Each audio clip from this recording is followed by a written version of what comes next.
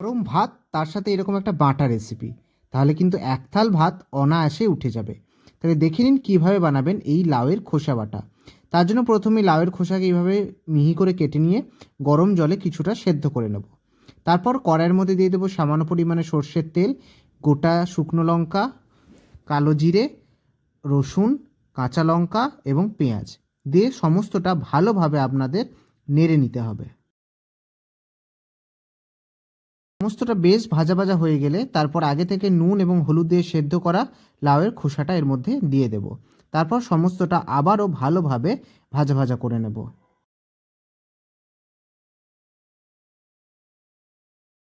এরপর এর মধ্যে দিয়ে দেবো স্বাদ অনুযায়ী লবণ এবং সামান্য পরিমাণে চিনি। ব্যাস, তারপরে সমস্তটা ভালোভাবে মিশিয়ে নিয়ে তারপর মিক্সির মধ্যে পেস্ট করে নিলে রেডি হয়ে যাবে কিন্তু এই লাউয়ের খোসা বাটা। অবশ্যই বাড়িতে ট্রাই করুন আর আমাকে কমেন্টে জানান কেমন হয়েছে রেসিপি। যদি ভালো লেগে থাকে অবশ্যই লাইক করুন আর আমার চ্যানেলটিকে সাবস্ক্রাইব করে দিন। ধন্যবাদ।